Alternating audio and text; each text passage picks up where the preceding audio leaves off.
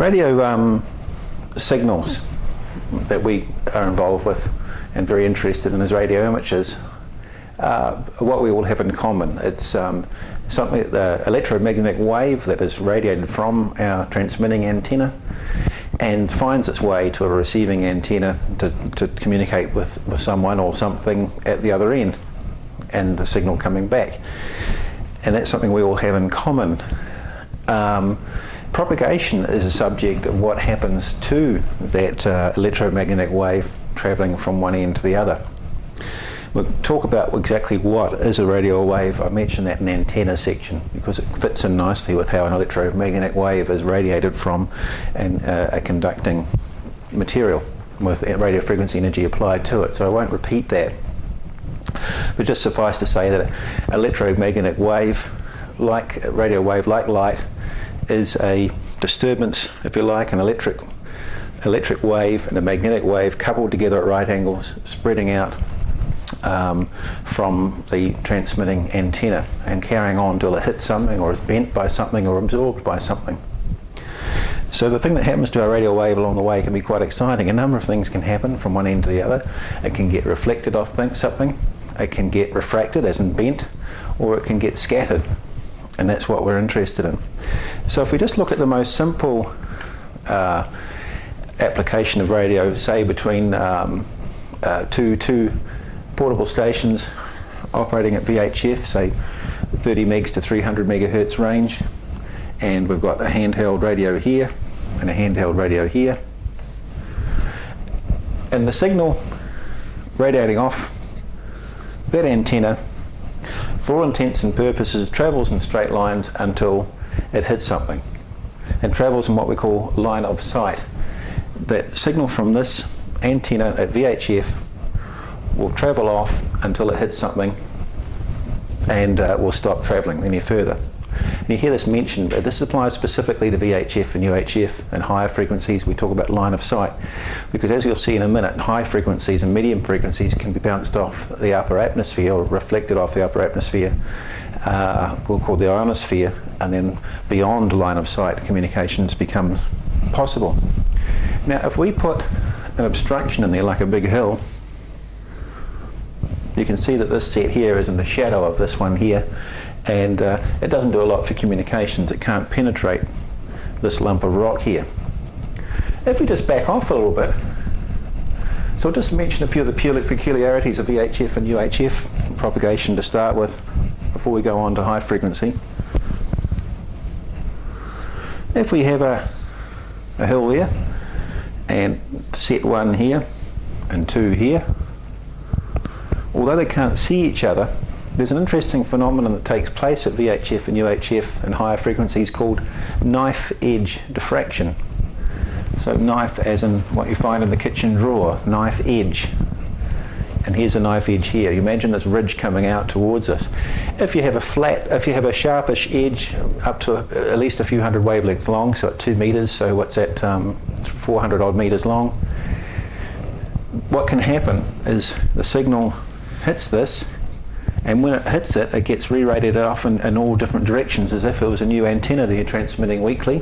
The signal tends to get attenuated quite a lot, gets weakened, and will find its way down to the other end. And you see this at night, something similar to this when you're driving along and a car approaches a sharp bump in the road from the other end, and you'll see the headlights long before you see the car itself, and that's knife edging over the top.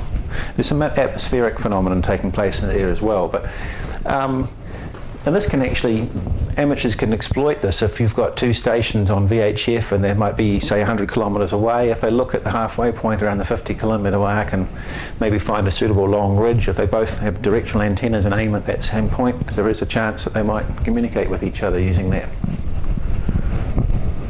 So it's knife edge diffraction at VHF and UHF.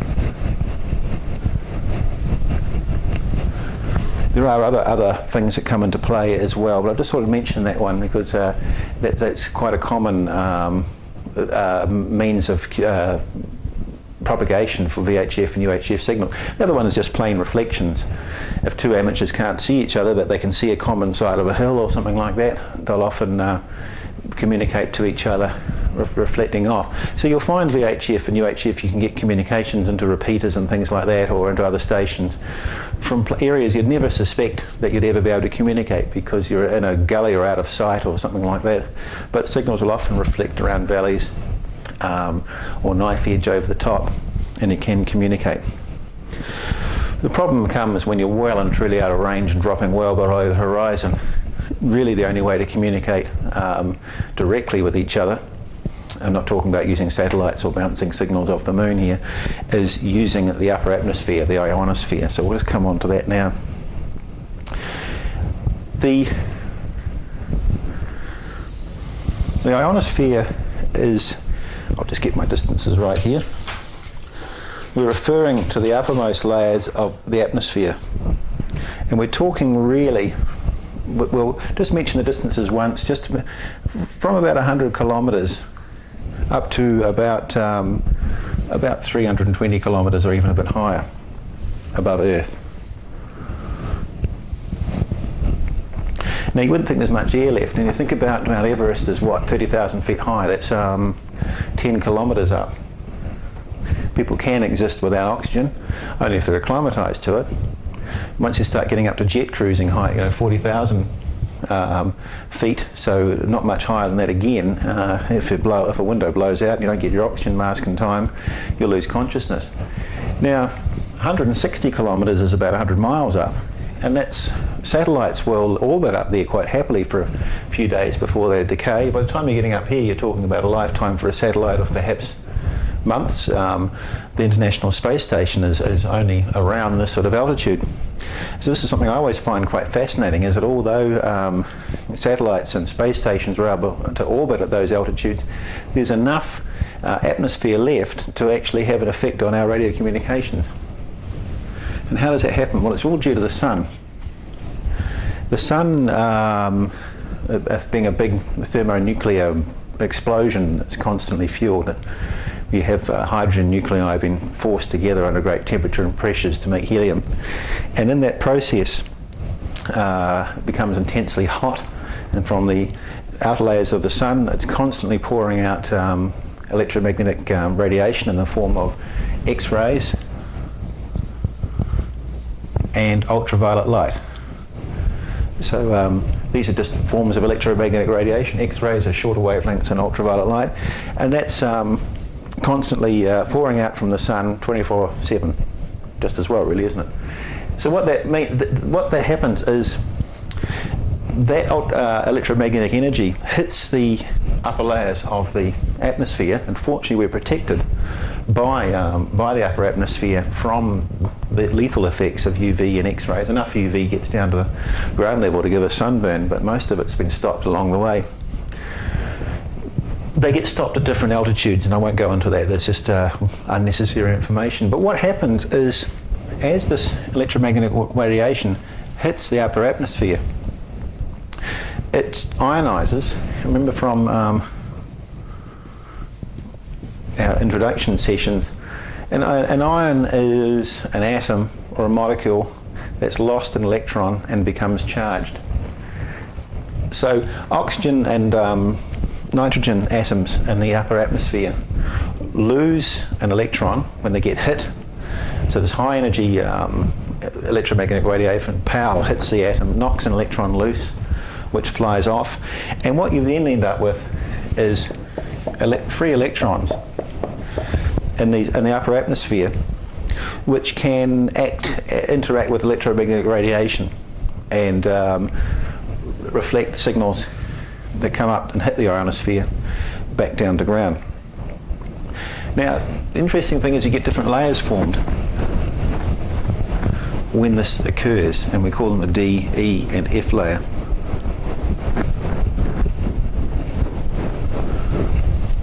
Right. The lowest one, I think it's about 60 kilometres up, is the D layer. The next one up is the E. As far as I know, there's no A, B and C. And then we've got the F layer. Now, just to confuse things, during the day the F layer actually splits into two, F1 and F2.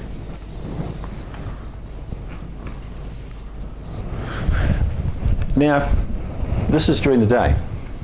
We get this layers of ionised molecules, distinct layers with not so much ionising in between, and then it merges into the next layer and fades out and then next and so on. They're not like distinct thick, thin layers, they're actually fairly broad, and there's areas in between where there aren't any ionisation, or very little. And these all interact with radio waves in different ways. Now, at night, what happens is you've lost the ultraviolet light and the X-rays coming off the sun, and these layers start to change. Now, when in this, the lower region here, the D layer, is where the air is most dense because it's lowest down. Now, constantly during the day, what's left of the UV and X-rays from higher up hit the gases in the atmosphere down there and ionise them. But because it's quite dense and the electrons and the atoms they came from are fairly closely packed, relatively speaking, they very quickly find their way back on to the atom, so they get separated for a while and then come back. Higher layers, it's quite different because the gas is so rarefied, so thin enough that a space station can streak around through it without burning up. It takes some time for electrons and the atoms they came from to recombine. So what that means is at night, when the ultraviolet and X-rays have gone, the D layer vanishes rapidly because it doesn't take very long at all. Once sun goes down, within minutes, the D layer is disappearing as the electrons and atoms they came from, or the other atom next door they came from, find their way back to each other very quickly. It disappears, stops interacting with radio waves. The E layer slowly fades out with time, such that by the next morning it's pretty much, for a few hours, a number of hours after sunset, and by the next morning the E layer is gone, and the F layer is just combined back into one layer. So by early in the morning, that's about all that's left. As before the sun comes up, you've just got the F layer left, and then the sun comes. So when the sun comes back up, the D and the E layers reform, and the F layer splits up again, and the F layer gets increased energisation again, or increased ionisation, because just before sunrise the F layer is at its most weakly ionised. So we'll come back to these specific layers again. We'll just talk about the ionosphere in more broad terms, and just how do signals get from one side of the world to the other. Because when Marconi was doing his thing, people scoffed at the idea of perhaps using radio waves to communicate across the world, and Marconi set up an experiment where he was at Newfoundland to Cornwall in England. So he went from North America to UK, set up a station at each end, had assistants at one end and he was at the other, and successfully managed to communicate with each other. Now, common sense at the time said, no, this shouldn't happen. These signals should just go in a straight line and they'll just vanish off the face of the earth and disappear to whatever happens to be out there. But now we know, of course, it was, I think it was just being hopeful. No one knew that there was an ionosphere back then. It wasn't until the 1920s and 30s that these things were worked out pretty well. And then more work was done in the International Geophysical Year 1958 with a lot of rocket soundings and things like that. A lot more was learnt about the upper layers of the atmosphere. But what we now know what was happening was this, not to scale. Transmitting station here, receiving station, say there, as the signal departs from our one station, reflected off the ionosphere, comes back down to ground. Now it doesn't stop there, it's reflected off the ground, back up, down, back up, back down. And it can go all the way around the world and back again, such that it's not uncommon actually for you might be listening to a station on maybe the 20-metre band and you're here and he's there, and for various reasons we'll come on to, you can't hear them direct, but you can hear the signal coming all the way around the world, and you might get the direct one quite weak, the one all the way around the world quite weak, and you get this drain pipe effect. You can hear your colleague here sounding like they're talking through a drain pipe. So signals can go all the way around the world and back again by just reflecting off between the ground, the ionosphere, the ground, and so on. And that's what's happening with high frequency, long distance communications. And just in case I forget to mention it later, you can get quite fascinating effects taking place with the ionosphere as well, where it can actually reflect within the ionosphere, between the layers, or even off itself, like this. I won't draw the rest of it in. So that's quite possible, and that often takes place when there's a thing called the grey line. So I'll mention that now in case I don't remember it later. Is that even at times when the sun isn't that active and the ionosphere is not so useful, you can get times when, say, here's the sun over here. Well, this occurs every day. Twice a day, sunset and sunrise. So this is night, sorry, that's day, and that's night. And you get an interesting phenomenon taking place. The ionosphere in this part here, as the Earth rotates and the atmosphere is moving with it, is changing, undergoing all those changes, D layer disappearing, reappearing on the other side, E and F layers doing their thing, such that often communications along the terminating line, the line between night and day, the ionosphere is undergoing so much changes that there's something there for everyone, and often you can get those funny reflections within the ionosphere and so on can take place, or just enhanced ionospheric reflections, and that's called the grey line, because you imagine it's a line between, indistinct line between night and day. And because the Earth is tilted, so at different times of the year, so at autumn and spring the line's straight up and down, summer tilted one way, winter tilted the other, so the grey line will often cover a different line of potential amateurs that you want to talk to around the world as the Earth tilts at different times of the year. There's just one thing I need to mention now before we carry on too, just since we've mentioned the sun and what it pours out, the UV and X-rays, and that's sunspots.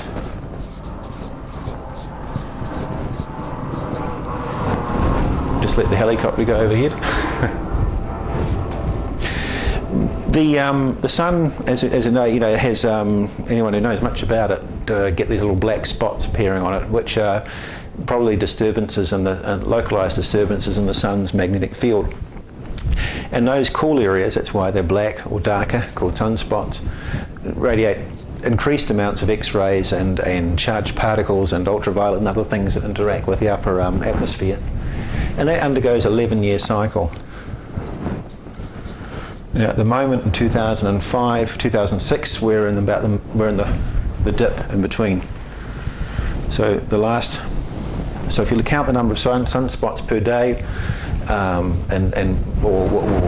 I'm not sure exactly, I think it might be an average sort of weekly or monthly basis, and plot it over time, you find a peak every 11 years. So the last one was about 2001, I think, so the next one will be 2012. Here we are at 2006. We're at a minimum sunspot numbers. What that means is that the ionisation of the ionosphere is less intense during those periods of sunspot minimum. And that's times when that grey line communications becomes more important. You might find the HF bands are quite depressingly quiet, and there's not a lot going on, but it's a reliable time to get good communications is at local sunrise and local sunset, and a bit before and a bit after, and go on the air and see what you can hear, and you can be quite pleasantly surprised. So that's sunspots. So people who are into DX are very passionate about that particular subject, and there are various indices to do with how much energy the sun is putting out, sunspot numbers. There's various indexes you can look up in the books and find out on the internet and so on to let you know how active the sun is, how much energy it's pouring out. But that's really beyond the scope of what we need to talk about. So let's just talk about now about how signals come out from our antenna and interact with the ionosphere and reflections and so on, and how that affects where we can communicate. Now, when we've got an antenna here, we'll just represent it as a little mast,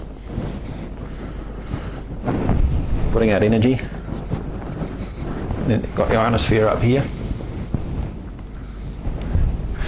If we send a signal straight off our antenna and straight up,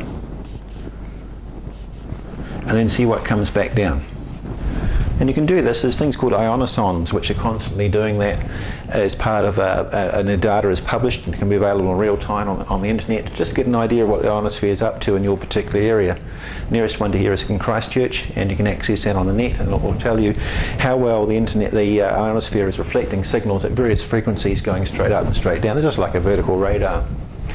And you find as you start at quite low frequencies and work your way up, is that below a certain frequency you won't get anything back during the day, and that's the delayer having an effect.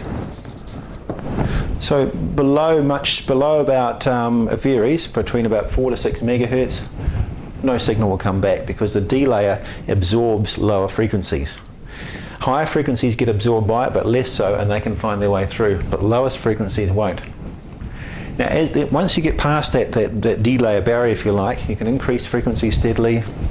So 6, 7, 8, 9, 10, 11, 10, maybe 8 or 9 megahertz, it will get reflected back down. And then an interesting thing happens. Once you start getting above a certain level, and that's called the critical frequency, is that the ionosphere can no longer reflect it straight down, and off it goes into space. And that will vary according to what the ionosphere is up to in sunspots and so on, and also the time of the day. But once you get above a certain critical frequency, the ionosphere will no longer reflect it straight down, and off it goes. Okay, so that's for signals straight up. What about signals going off your antenna at a lower angle? Well, things start to change here, because as you hit the ionosphere at a lower angle, so there's straight up, it goes straight through. Lower angle, it will get bent, a bit like glass going through a prism. And as you drop the angle down, you get a point where it will start to get reflected off and come back down at you. And I liken that to a bit like when you're swimming around in a swimming pool upside down, looking at the surface of the water. And if you look at it at a low angle, you can see blue. You can see whatever the colour your pool is, and it's like that metallic silvery look. And as you look higher up, you start to see things outside, and it's a bit like that. So at higher angles here, our signals are lost into space, and at lower angles they suddenly start getting reflected down. Now, for a given time of the day, that will depend on the frequency as well. That is, what I mean by that is, sorry about the interruption,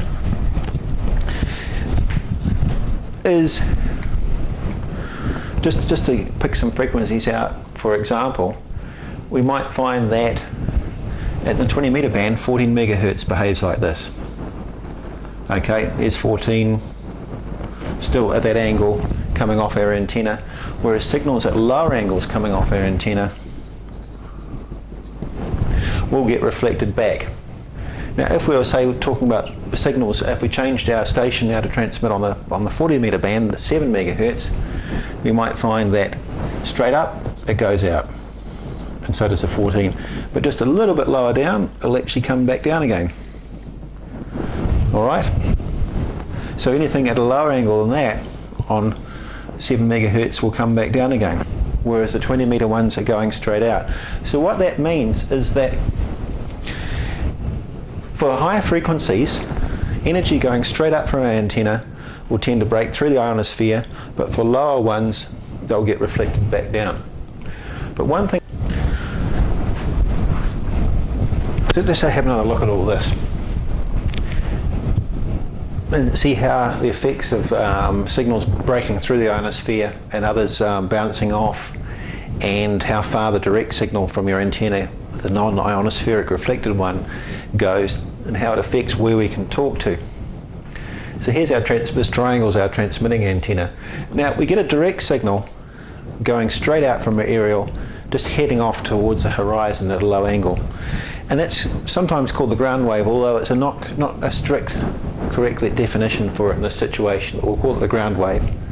Well, just the local direct wave that travels out from our antenna. It only goes so far, and it won't go over the horizon. It will just be lost over the horizon. Now the antenna, the signal's going straight up. They form what we call the sky wave, and they get reflected off the ionosphere. Now, if they're going, at a higher angle, they break through, but the ones going off at a lower angle get reflected by ionosphere.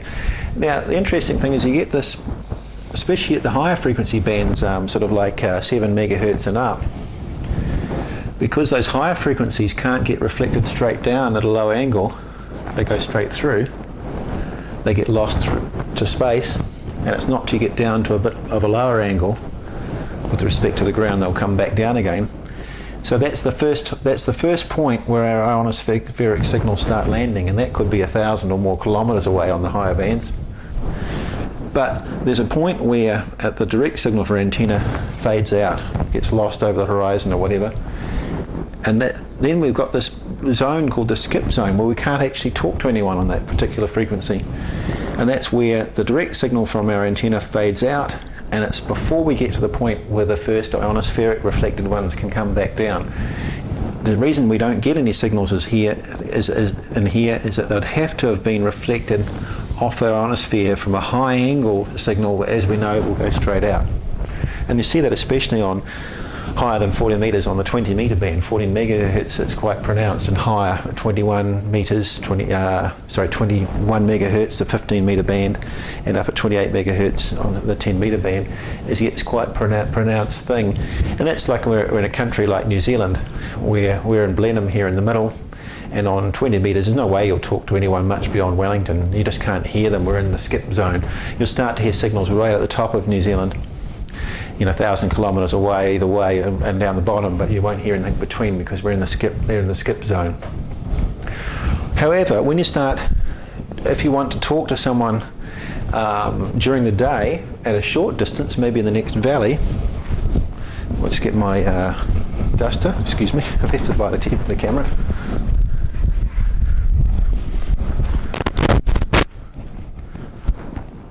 Let's redraw that.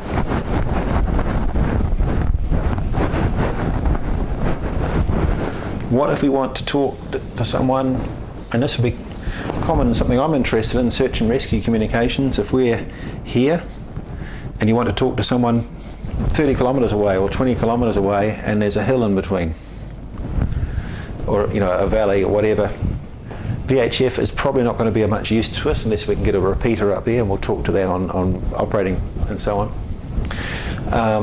So we have to rely on high frequency communications, but if we chose a frequency like the 20 metre band, 14 megahertz, there isn't a hope we're going to talk to them, because what happens is for a signal to get from here to here via the ionosphere, is hitting the ionosphere at such a high angle, off it goes into space, gone, won't work. If we try and choose a frequency that's too low, we run into problems too. If we try and choose something like the 160 metre band, there's our obstructions, there's one station, there's the other. Unfortunately, it doesn't get to the ionosphere. Mr. D layer takes care of it and totally annihilates the signal, doesn't get through. So that won't work. So we have to go for something in between. And something around about, depending upon conditions, something a bit higher than the 80 metre band and up as far, and that's the 40 metre band and lower. So on 7 megahertz it will often work, but not always. That will actually reflect it off because it's below the critical frequency and come back down. And that's why there's been some moves to get a new amateur band established at around the 5 megahertz mark. And in search and rescue frequencies in New Zealand, we use 5.680, 5680 megahertz, because generally that frequency is low enough that will get reflected off the ionosphere, high enough it won't get too badly absorbed by the D layer. So for local communications during the day, the D layer really knocks out 1.8 and 3.5 megahertz, but it will often allow 7 megahertz to work. But sometimes 7 megahertz has been lost through the ionosphere, so sometimes this local communications doesn't work too well, just because you're caught between those 2 points. Signals going through the ionosphere because they're a bit high in frequency, or if they're a bit low, they get absorbed by the D layer. Right. So we'll just come on to a thing called the maximum usable frequency, or MUF. And this is often available in tables for particular times of the year and particular times of the sunspot cycle. And some of the amateur magazines will feature tables, charts to show you what frequencies are going to work between 2 particular points for a particular time of the year. Maximum usable frequency relates to going from point here to point here. We know that to get from here to here, we're going to have to hop off the ionosphere. Now, as we go higher and higher in frequency, we'll still get reflected, and maybe as we get up to a certain point, maybe between something between 10 and 20 megahertz, the signal no longer gets reflected and is lost out into space. Now, the point at which just before that happens is called the maximum usable frequency. Anything higher and the signal doesn't get completely reflected, it gets bent out but doesn't come back. Now, they say that if you know what the maximum usable frequency is going to be, it pays to come down a few percent, 5 to 10% below that, and then you're comfortably got a safety margin inside it. So that's MUF, maximum usable frequency. I'll just make another comment about what the effect that the D layer can have during the day. As we've seen, it does absorb, can totally block signals from getting up to the ionosphere. The problem that the D layer does is it has higher absorption as you go lower in frequency, and as we've seen, it can completely absorb lower frequency ones. The other thing is, what angle is your signal going through it? Here's the D layer. We might have a signal frequency that can make it through the D layer straight up, okay? But when we want to talk from here to here, there's the point it gets reflected off the ionosphere.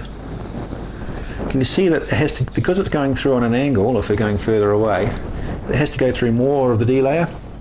So here it's going through that much, but because it's going through an angle, it's twice as much of the D layer the signal has to traverse. So that's one reason why we want to use the highest frequency possible to talk between 2 points during the day. Because if we go too low in frequency, yes, it might make it through the D layer, and yes, it will get reflected down, but because it's going through the D layer on an angle like that, it gets quite severely reduced in strength or attenuated, and we've lost a lot of signal strength. So that's often why we want to use the highest frequency that's going to work between 2 points, provided it's outside of that skip zone, because the D layer knocks things around so much. Well, I thought it would be a good idea just to run through some of the exam questions are based around this, but just for your own interest, the properties of some of the, well, the medium frequency and high frequency amateur bands, because these are so much affected by what's happening in the ionosphere, and whether it's day or night. I've mentioned medium frequency because the 160 metre band is below 3 megahertz, so by definition it's MF. There is the low frequency band, which in New Zealand is around the 180 kilohertz mark, and in the US I think they're down 130 odd. I'm not 100% certain on that, but there are allocations around the world for people to experiment down at 180 kilohertz, 0.18 of a megahertz. The wavelengths are very long down there, about 600 meters, and there are distinct problems with getting signals out of your backyard because you've got such restricted space with respect to a wavelength, so antennas by definition are pretty inefficient, and there's a whole different set of conditions affect propagation down there, so we won't go into that. Interesting area which some people have been having a lot of fun with and a lot of success as well. The lower amateur bands, we'll just call them high frequency, we'll include 160 in that. Pretty much down this way, especially these two here. Daytime, because of delayer absorption, 80 and 160 meters really only much use around town, just for local communications. 80 can be useful for, say, working into a valley where you can't get in VHF, where it's below the critical frequency, and sometimes the delayer is not active enough during the day to actually absorb 80 meters, so you can sometimes work short distances. It's worth trying if you'd find that 40 won't work because it's above the critical frequency, it's going straight through. The critical frequency it does vary depending upon conditions. So 40 meters during the day will often work quite well for communications around, say, the size of New Zealand, and can get into the next valley as well, because it will go straight up and not through the ionosphere, or get bounced back down, because it can be below that critical frequency. Sometimes for short range communications into the next valley or two, so you're just talking over 20, 30, 50, 100 kilometres or so, you can get caught out where 40 metres is too high, it's above the critical frequency, and 80 metres is too low, the delayer is absorbing it, which is why there's been a push, and the ARRL and the states have been active on this to get an allocation in the 5 megahertz range and 60 metres. So it could be quite useful for that sort of daylight conditions. At night, it's a whole different ball game. The delayer disappears, 160 and 80 comes to life. And the problem with 160 and 80 is they can get knocked around quite a lot by static noise, lightning crashes and so on. It can make a lot of noise and not so nearly as bad. Static crashes can extend, lightning noise we're talking about can extend up to 20 metres, but not nearly as bad, but can be enough. In some local summer, 160 and 80 can get quite difficult. We can get crashes that are getting to 20 or 30 decibels over the S9 level, which is very loud, or just totally obscure any weaker signals.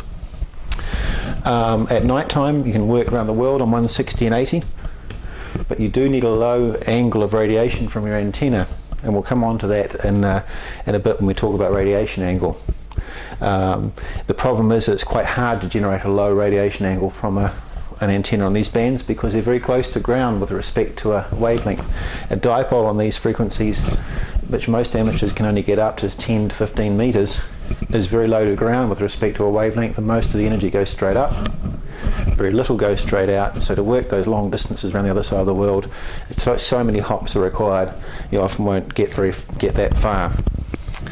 Now, as you get higher up in frequency, starting to get around 30, 20 meters and so on, these bands become useful during the daytime, especially 20 meters, when the sunspots are active and the upper layers of the ionosphere are quite nicely energized, and they can get through the delayer quite well because they're higher in frequency. They're not attenuated as much by the delayer. These frequencies become useful during the daytime, and you can work long distances. As you get higher up, because you're getting very high in frequency, relatively speaking, we're here up to 21, 30 megahertz. It doesn't take much before these signals will go through the ionosphere, even at a lower angle of radiation, and you need quite good ionospheric ionization for these higher bands, especially 10 meters, to work long distance. So during a period of sunspot maxima, the 10 meter band becomes useful during the day, and it can work around the world, and it can be like talking to someone in the next room, because if frequencies are high enough, they go through the delayer without being affected, and during sunspot maxima, the upper levels of the ionosphere, the E and F layers are sufficiently ionized by the energetic sun, they'll get reflected off and away you go. After dark, however, those layers become less ionized, and whereas these lower frequencies will work quite happily, these ones will break through and unfortunately won't get reflected back down. So it's just a quick run through. So sort of nighttime bands, daytime bands, and these ones are more useful, especially 12 and 10 meters when the sun and the sunspots are more active. Just a small aside as we finish on which frequencies are useful and when. There there is a phenomenon that can happen from time to time which can totally wipe out radio communications, and that's the solar flare. And what a solar flare is, or a coronal mass ejection, there's various things that can happen to the sun. But it's possible for disturbance in the sun's magnetic field and a large chunk of energetic material, hot plasma, which is ionized gases, can escape from the surface of the sun and head on out to the solar system. And that solar flare is a similar phenomenon. Now that can, whether or not it affects Earth is whether or not it's pointing in the direction of Earth when it happens. So it can actually go off another direction in the solar system. It won't affect us. But if, when these flares or coronal mass ejections heads towards Earth, these charged particles, protons and things like that, arrive quite quickly. They're going at high speed. It only takes, correct me if I'm wrong, but less than an hour or so to get to Earth. They really are moving. And if there's any hard X-rays coming off, they'll arrive, of course, in 9 minutes. So they'll arrive real quick. And what they can do is super energize the D layer, such that you can be listening to the amateur bands 1 minute and say during the day. It'll only happen during the day, of course, because we're on the sun side of the Earth. If it's at night, it won't affect us because it will affect the other side of the Earth. Such that the amateur bands can be quite active, and then over a short period they'll just go sort of hissy and noisy, and just signals will vanish. And that's because the D layer gets so intensely ionized by a solar flare that nothing makes it to the ionosphere. It all gets absorbed. Then after a period of hours, the D layer, everything comes back to normal, but the upper layer, the D layer, as the charged particles and radiation, everything dies off again and back to normal. The D layer recovers back to its normal level pretty quickly, but the E and F layers can be quite well energized, so you can get a period after a flare where you get increased propagation and then it goes back to normal again. So that's solar flares and coronal mass ejections. Quite exciting effects on communications, and that's where you get interesting things happening, where especially in continental areas and large land masses, where suddenly a taxi driver on one side of the states is getting low VHF communication interference from the other side, because the ionosphere is starting to become so energized that it's reflecting low VHF signals. So it's an interesting phenomenon. Next thing, fading, or has a Q code allocated to it, Quebec Sierra Bravo QSB. Fading. Well, QSB officially means, are you asking a question, are my signals fading? The answer would be yes, they are fading, but that's what QSB means in Morse code, and people use it in voice communications quite commonly. The problem is there, where you here on the receiving end, and we've got a signal coming down off the ionosphere. What can happen, there can be what's called multiple paths, or multi-path fading, multiple path. And what the problem is there is it's quite possible for a signal to get from one station to the other via the ionosphere on the way, multiple bounces along the way, but some signals can arrive through a slightly longer path than others. Now what happens there is when the signals arrive at your antenna, is if they're half wavelength apart, the pathway is a half wavelength different from the other path, or a multiple of a half wavelength, what happens is the peaks in the electromagnetic wave in one are arriving at the same time as a trough and the other, and they cancel out. So your signal arrive in your antenna, the two arriving signals are opposite phase and they cancel. So the signal level, so if we draw a graph against time, we might be having a signal level at this particular arbitrary amount, and all of a sudden down to nothing as the two cancel. And you see this quite commonly on the medium wave band when you're listening and you're driving in your car and you're listening to a station on the medium frequency band that's 0.5 to 1.6 megahertz. And especially often around dusk, when your skywave is starting to arrive and the delay is gone, and now you're starting to get ionospheric reflections, and you'll hear it drop down in strength and vanish, and it's quite a common thing on the amateur bands as well, and that's the reason for it, is multipath fading. And especially in a car, as you're driving around, you're moving between where different signals are arriving, and so you can be driving along and the signal can go up and down in strength. For your amateur station, you're fixed, but the ionosphere is a kind of an undulating thing. It's not just a flat reflecting layer. It does move a bit as well, and the zones of ionization and different signals can hit different parts of it at different points and arrive at your receiving antenna, and they can go out of phase. The other thing, that can fade, come back up to normal, and the two signals can actually add. If they're arriving in phase, it can get stronger, so they can actually vary all over the place and disappear again. It can be quite annoying, and that's QSB, or fading.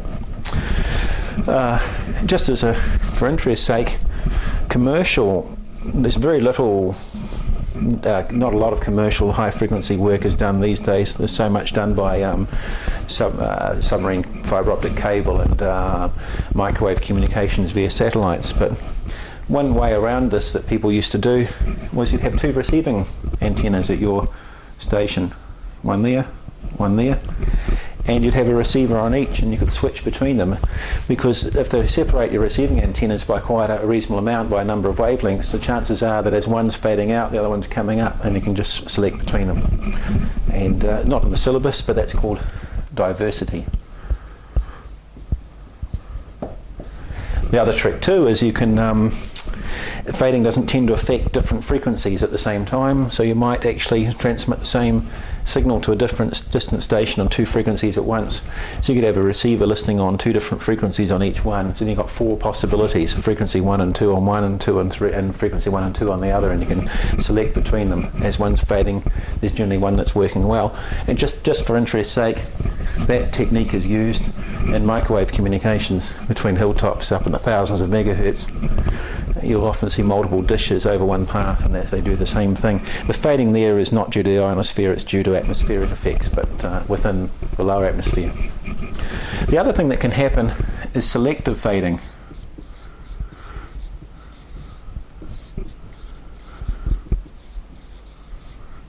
And this is particularly noticeable, for example, on the once again on the AM band, on that medium frequency band. As I mentioned earlier, you'll hear at dusk, you'll start to hear the thing fade in and out. The other thing you'll get is it seems to be very strong, but it's horribly distorted. And the reason is that the fading can be quite frequency selective as well, or wavelength selective. So that we know an AM signal is made up of a carrier in the upper sideband and the lower sideband. What can happen is that part of the lower sideband might be faded out, and the carrier in the upper sideband is intact, or maybe the carrier starts to disappear as well.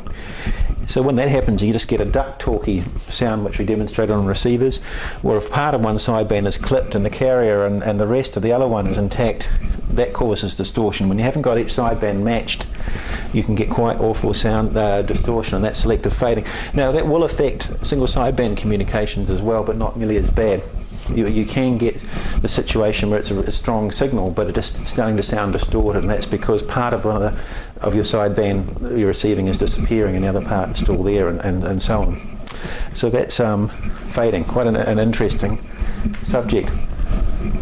Well, that's probably about it for high frequency communications, except one thing that we need to cover is radiation angle of antennas. Now, we talk about this in the antenna section, but it has a place here in propagation to do with how we hit the ionosphere.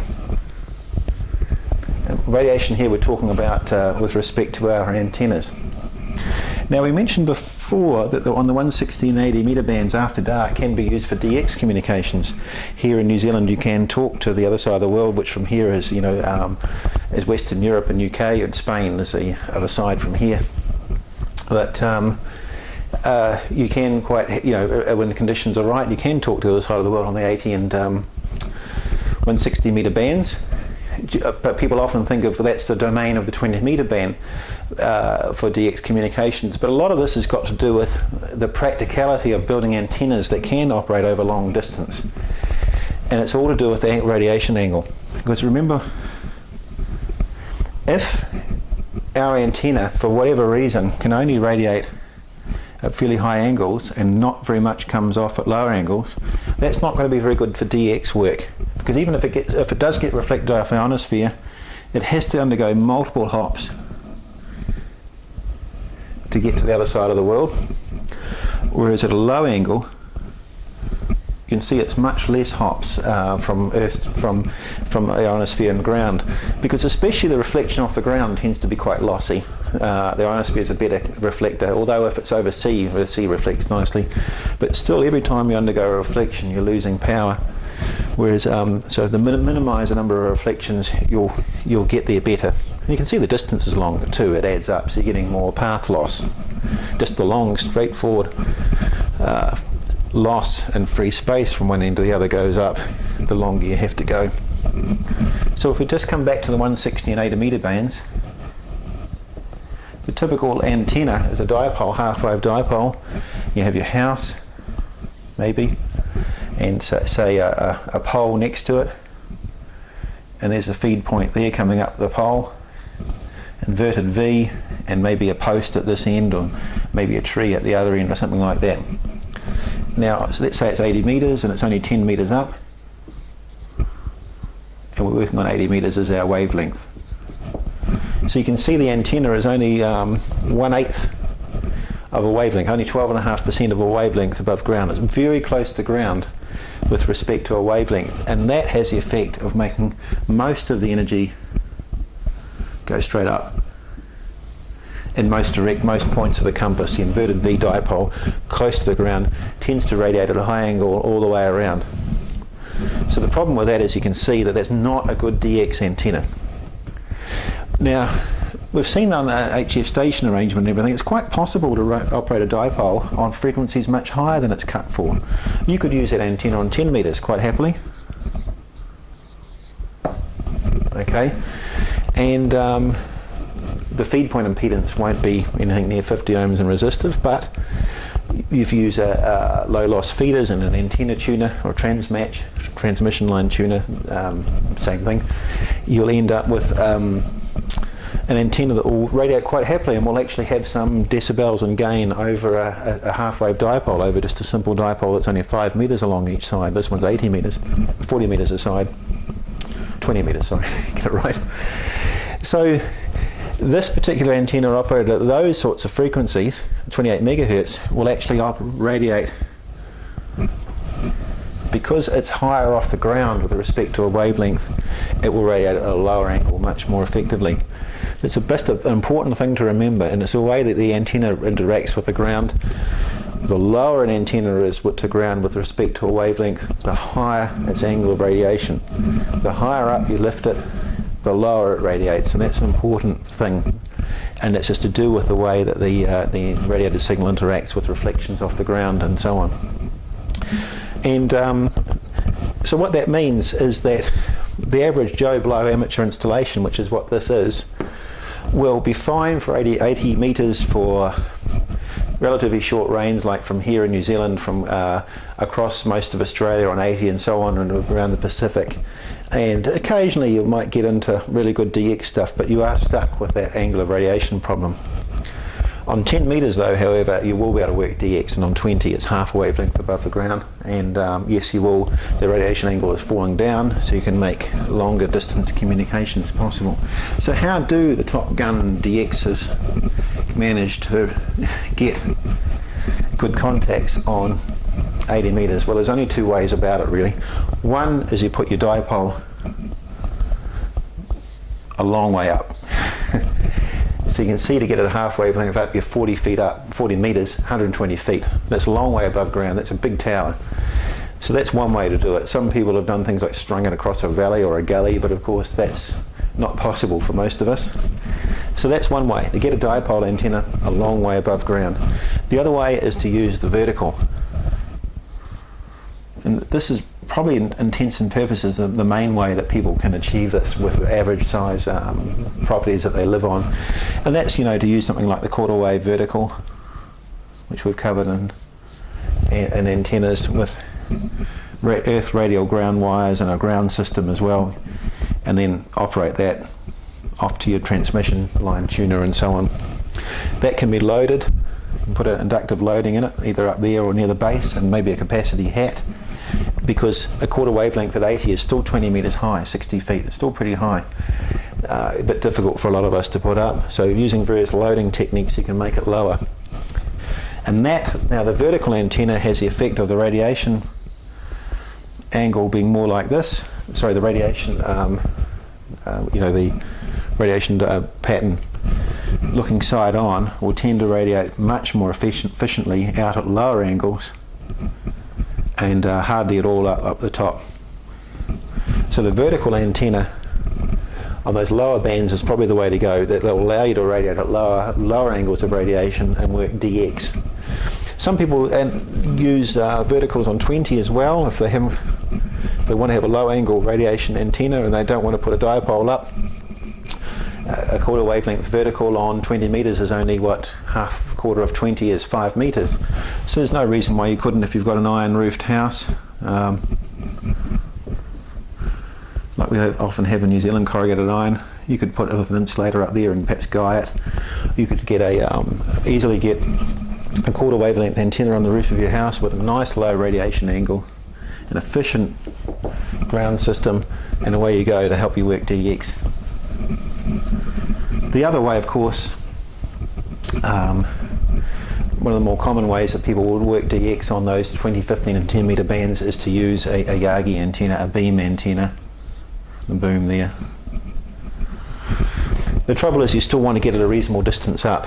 Even for a Yagi antenna, if you're only going to get it 30 feet up, 10 metres, it's still going to send a reasonable amount of its energy up, not straight out at a low angle. Which is why people go to the trouble. This is why people build these. You hear these filthy rich Americans and Europeans. Fox 5 VBY, I think he is, an expat Englishman living in France who's got a stacked beam antenna on 20 metres. He's got a couple of 20 metre Yagis and they're about 120 feet up. So they're multiple wavelengths above ground. So that antenna will, for all intents and purposes, be sending all its energy straight off the horizon, a nice low angle and very good for working DX.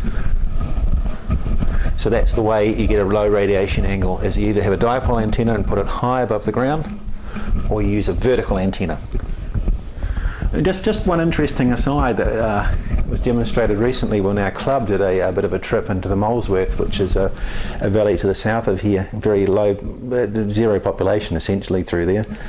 And we just thought it'd be interest sake for emergency communication practice, and we had a demonstration really of this radiation angle phenomenon where we found, there's a mountain range here, working back to Blenheim, someone back here with a inverted V, the one I've showed you actually, the inverted V antenna on the antenna section, and using mobile communications with loaded vertical antennas. Remember, the vertical antenna radiates very little straight up and more efficiently out the sides. And what we found, there's our ionosphere, is when we try to talk back to Blenheim, obviously this one's going to radiate on 40 quite nicely. It's going to put quite a lot of energy straight up. Because when you want to work short communications just over a few hundred kilometres, you want your radiation angle to go straight up. Because you want to make sure you're not in a skip zone there. But we could hear them very poorly because the mobile antennas, which are vertical, don't receive or transmit very well at a high angle, much better lower down.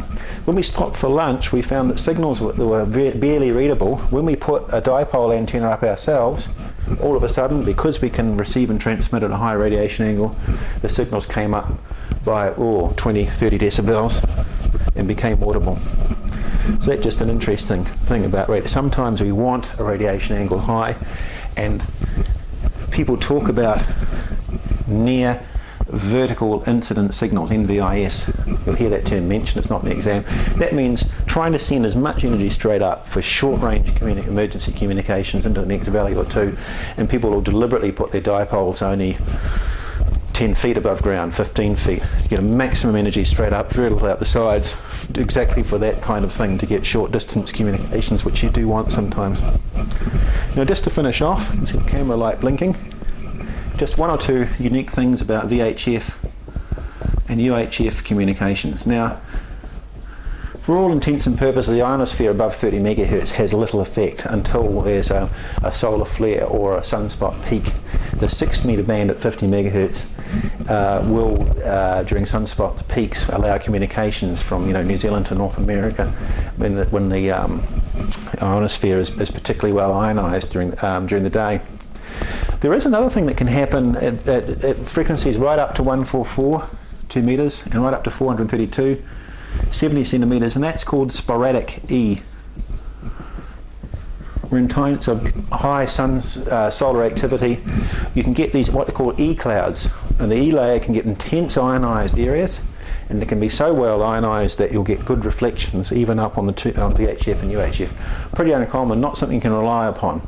And what people do is they wait until they can hear TV carrier or TV sound, which are in VHF bands, coming in from a distant point, and then it's active in that direction, and they'll jump to maybe the 6 meter band, the 2 meter band, or what have you, and see what's happening. And the last thing I want to mention about propagation is ducting at VHF and UHF.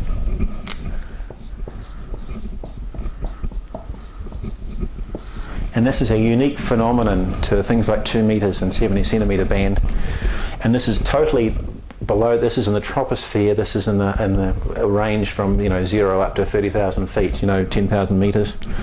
Where what can happen beyond the curve of the Earth is that if you're at the right sort of altitude at this end here, you both happen to be in a region of atmospheric density that's similar but different above and below, your signals can get ducted. And what that means is you can get an area of different density air, and it happens often when there's a high on the weather map joining your two locations, and you can get maybe a lower density air, lower density, a higher density in here. And what that effectively does is it can trap in that range. A radio signal can find its way into it, especially if you're on a hill or something at the right altitude at each end, or if it comes down to sea level, wherever you happen to be. A radio signal can get trapped in here, bounce between these different areas of different density, different refraction index, and fall out the other end. And that can allow communications over long distances up to 2,000 kilometres. And I've spoken across the Tasman Sea into a repeater in Sydney from Auckland on just using a low-powered setup with a 5-element Yagi. Was about 10 watts on single sideband. This is about 1982, and got into Sydney. So that was quite exciting.